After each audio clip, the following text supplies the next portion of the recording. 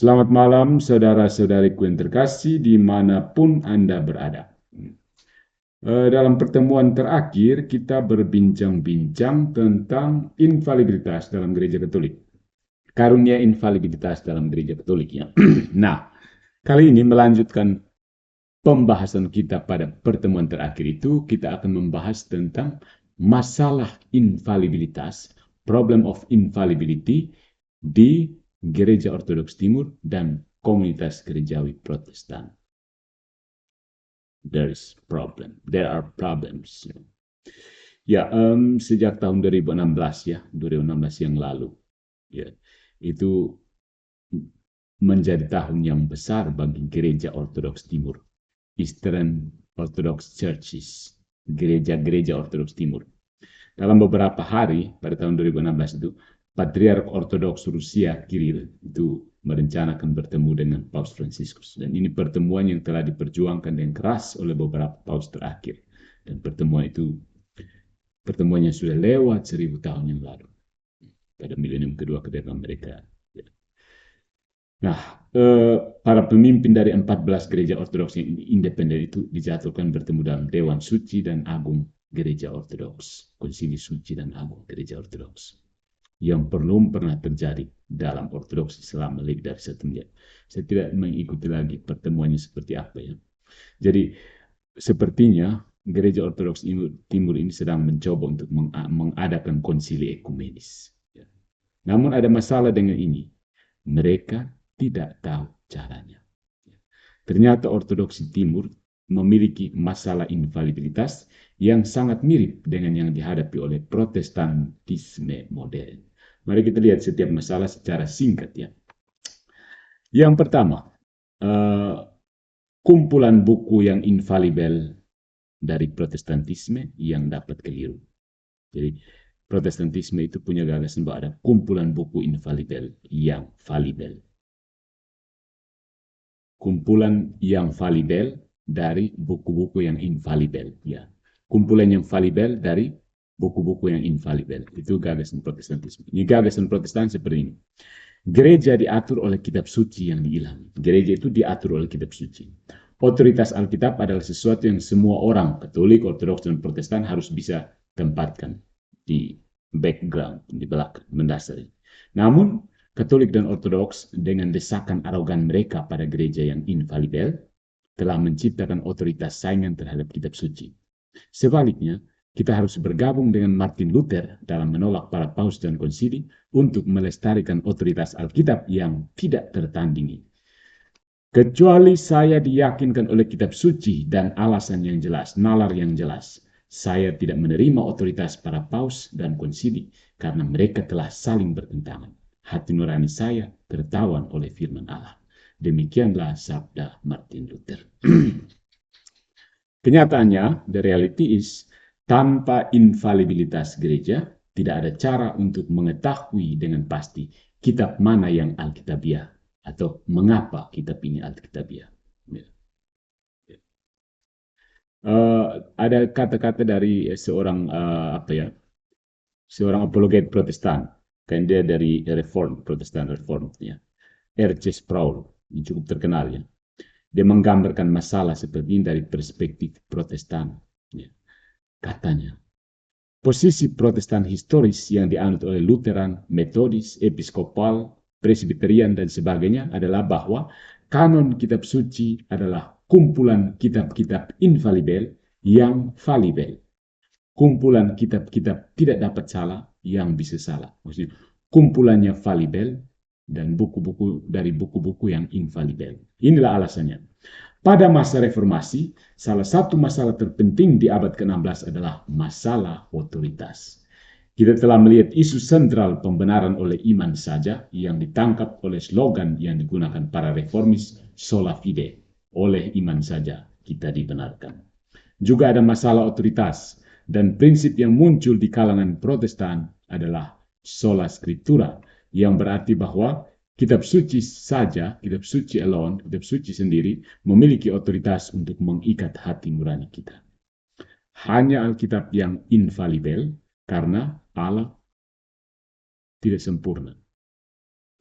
Gereja menerima kitab suci sebagai firman Allah. Dan gereja tidak infalibel. Itulah pandangan semua gereja Protestan. Ya.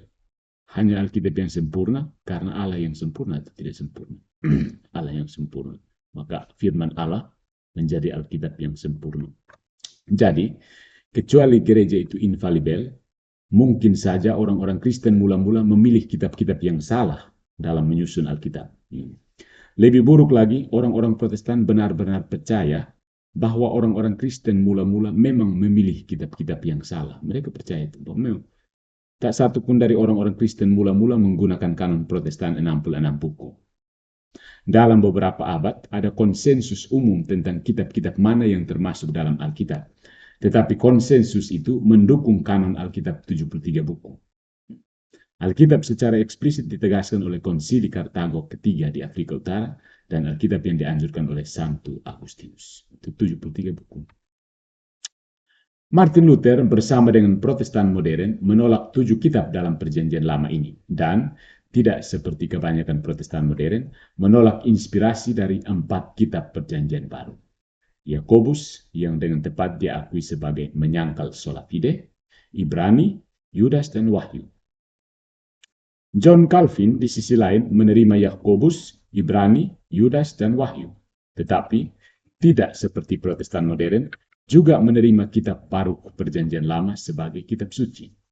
Jadi, bukan hanya orang-orang Kristen mula-mula yang tidak memiliki daftar 66 kitab yang kebanyakan orang Protestan anggap sebagai Alkitab, Calvin dan Luther tidak berpegang pada hal seperti itu juga. Bukan yang 66.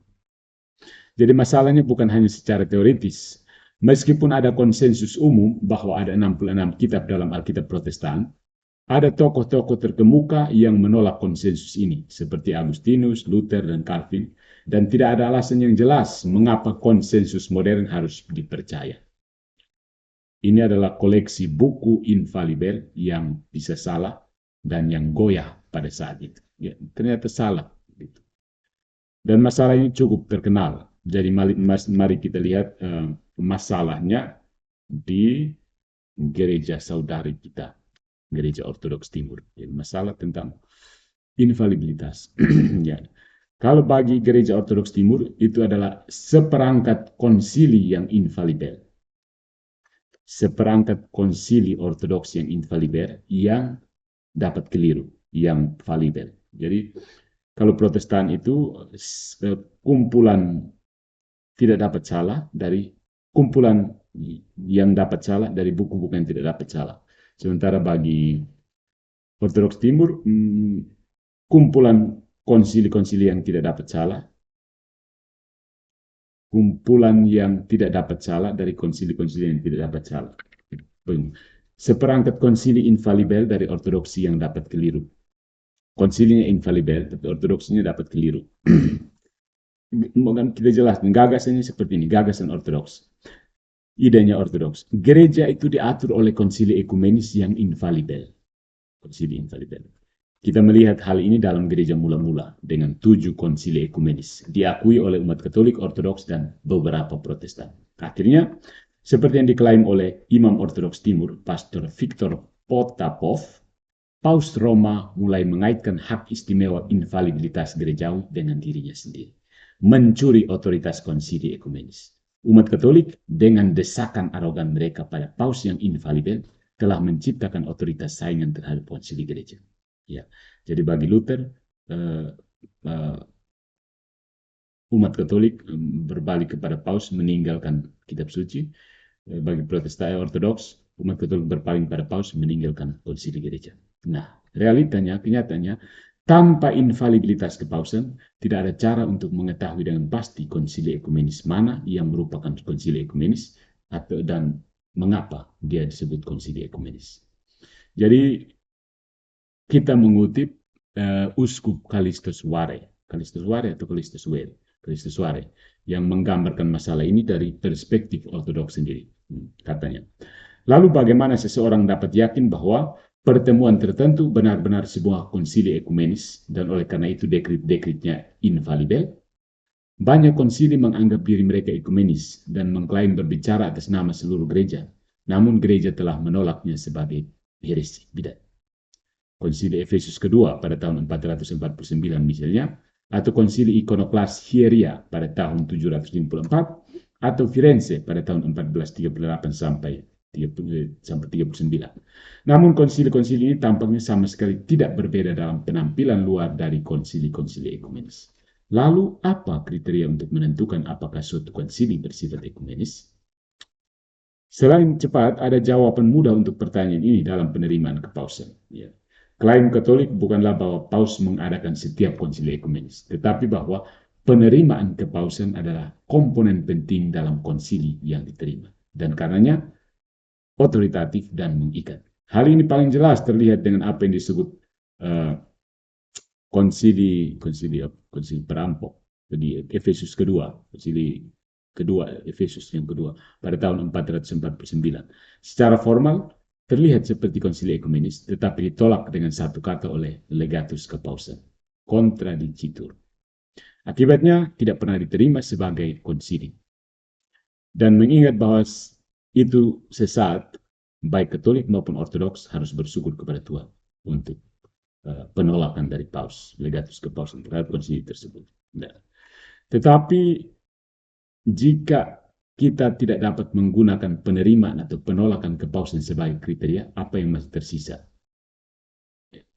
Dan Warren mempertimbangkan hal tersebut. Ini adalah pertanyaan yang lebih sulit untuk dijawab daripada yang mungkin muncul pada awalnya. Dan meskipun telah banyak dibahas oleh Ortodoks selama 100 tahun terakhir, tidak dapat dikatakan bahwa solusi yang disarankan sepenuhnya memuaskan.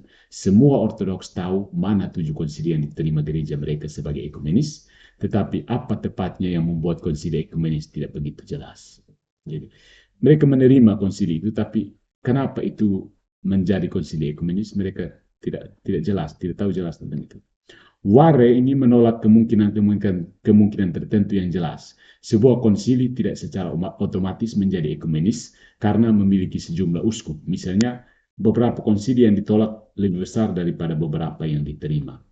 Yang paling menarik, Warre mempertimbangkan gagasan yang diusulkan oleh teolog abad ke-19, Alexei Komyakov, bahwa sebuah konsili tidak dapat dianggap ekumenis kecuali dekretnya diterima oleh seluruh gereja. Dia segera mengenali 2 masalah dengan pernyataan ini. Salah satunya adalah bahwa hal itu menunjukkan jenis eklesiologi demokratis yang lebih nyaman, lebih betah dalam Protestanisme daripada dalam Ortodoksi atau Katolik. Masalah ini tidak dapat diatasi dalam pandangan Warre, asalkan peran kaum awam dipahami dengan cara yang bernuansa sebagai penjaga iman, bukan guru iman. Tapi itu meninggalkan masalah yang lebih besar yang belum terpecahkan. Bagaimana dengan Chalcedon? Karena itu ditolak oleh Suria dan Mesir kan, yang menghasilkan Ortodoks Oriental.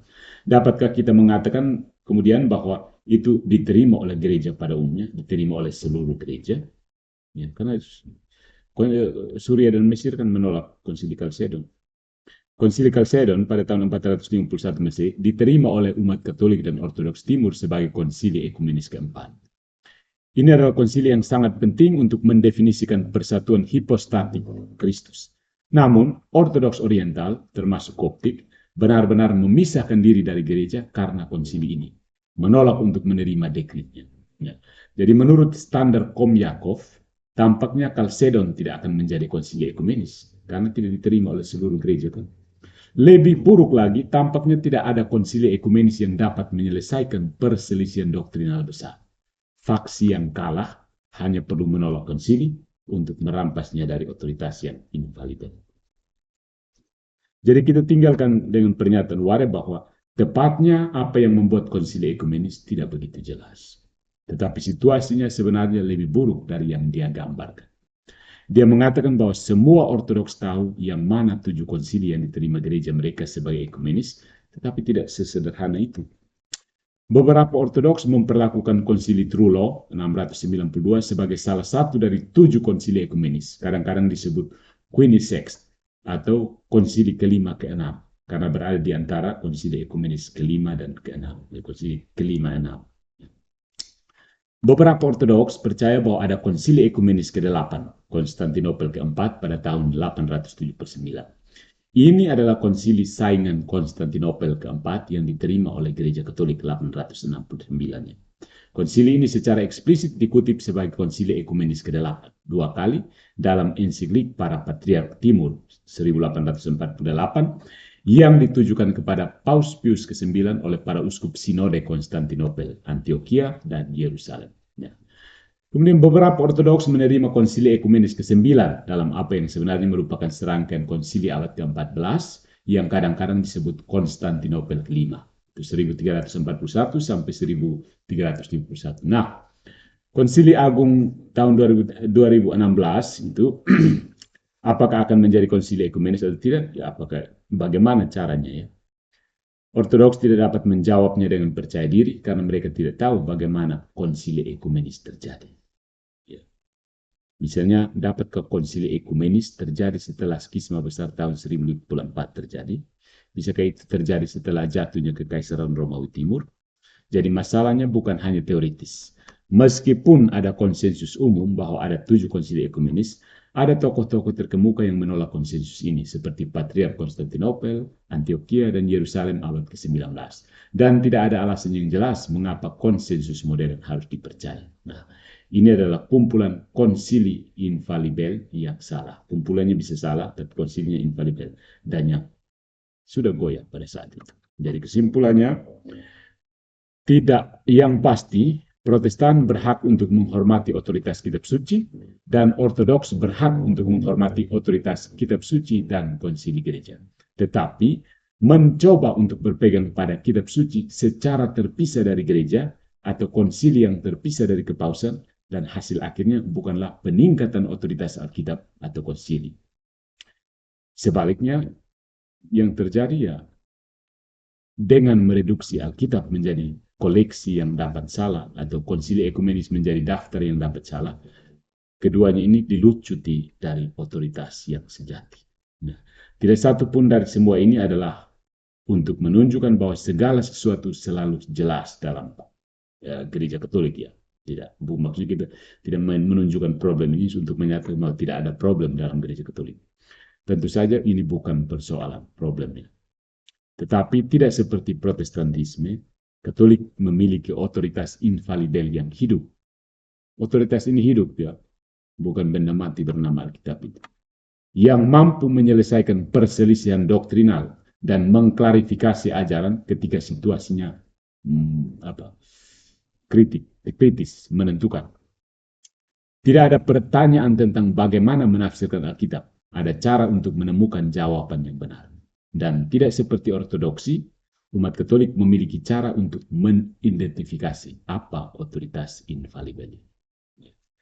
Bayangkan jika kamu diberi daftar 20 ajaran, 20 list ajaran. Beberapa darinya, ya saya menjelaskan bahwa ini diilhami oleh Roh Kudus. Yang lain mungkin tidak. Ya. Dan beberapa ajaran mungkin salah. Jadi saya tidak memberitahu kalimat mana yang terinspirasi, yang terilhami, mana yang tidak terinspirasi, dan meninggalkan kamu dengan cara apapun untuk mengetahuinya sendiri. Ini mana yang diinspirasi dari 20 ajaran ini. Mana kalimat yang terinspirasi, mana yang tidak. Ya, apa gunanya inspirasi? Ya. Jadi memiliki daftar yang salah yang berisi campuran ajaran infalibel dan palsu, mengalahkan seluruh inti dari infalibilitas itu sendiri. Jadi supaya wahyu itu worked, wahyu itu bekerja efektif, wahyu harus benar-benar diungkapkan. Jika tidak ada cara untuk mengetahui kapan Allah telah berbicara melalui kitab suci, dibandingkan 2 Timotius bab 3 ayat 15-16, atau ketika Roh Kudus telah mengajar melalui gereja di konsili, melalui konsili, misalnya Kisah Para Rasul bab 15 ayat 28, maka tidak ada cara untuk menerima wahyunya atau untuk dipimpin ke dalam kepenuhan kebenaran. Tidak ada cara. Karena kita menebak-nebak sih. Ini mana yang terinspirasi, mana yang tidak. Lalu kita percaya paksa diri bahwa Roh Kudus memberitahu kita. Seperti Calvin. Calvin kan orang yang terpilih mendapat bisikan Roh Kudus bahwa ini adalah infalibel. Penyelesaian yang gnostik ya. Infalibilitas gereja bukanlah ancaman terhadap otoritas kitab suci. Sebaliknya, ketika gereja infalibel mengklarifikasi kitab-kitab mana dari Alkitab yang diilhamkan, itu membawa wahyu Allah ke dalam fokus. Demikian juga infalibilitas Paus melayani gereja secara kolektif. daripada merusak atau menggantikannya. Melalui infalibilitas kepausan dan peran khusus paus dalam menerima atau menolak konsili, umat Katolik dapat mengetahui apakah konsili tertentu sah dan infalibel atau tidak. Jadi itu problem. Problem bagi Protestan adalah tidak tahu mana kumpulan yang bisa salah dan tidak bisa salah. Kumpulan dari buku-buku. Ya, karena masing-masing orang berbeda-beda. Lalu ya, akhirnya masing-masing menetapkan kami sendiri. Konsensus modern menerima bahwa itu 66, tapi dasarnya di mana? Begitu. Kemudian Ortodoks juga demikian. Mana konsili yang infalibel dan mana yang tidak. Konsensus modern mengatakan ada 7, tapi ada berbeda-beda. So, that's the problem of no infallibility. Thank you.